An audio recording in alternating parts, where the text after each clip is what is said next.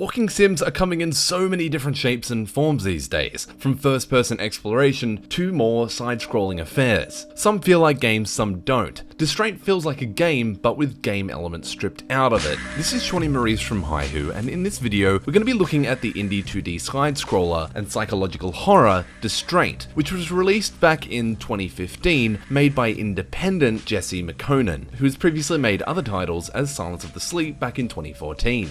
Distraint follows the protagonist Mr. Price as he goes from resident to resident to evict them from their properties. He does this as he's trying to climb the corporate ladder at his job, and as he evicts each tenant, guilt starts to kind of get to him, especially after evicting a frail old lady. Each tenant takes place in a different building with its own unique set of puzzles, from using objects on other interactable items or by sniffing drugs and tripping balls through locked doors. The puzzle variety is plentiful for this short experience, and each puzzle doesn't overdo things by being too hard or too easy. It works well enough to have you solve it and then progress the story. As this is a horror game, do not go expecting any jump scares. This is more about atmosphere and the horror that lies in some of the things that you do. The nursing home I found to be morbidly hilarious, and I did enjoy that level of the game the most. The way the game plays is like pretty much any other game from our old Nintendo systems and handheld Game Boys. There is no voice acting and all the dialogue is presented in little speech bubbles. The script is decent and tells the story quite well. The art style, however, is actually really nice. It's this pixel art which is in a similar vein to that of Lone Survivor meets Braid in some senses. The way the protagonist's head bobs and is smiling whilst in these unsettling and strange situations was a really nice visual irony.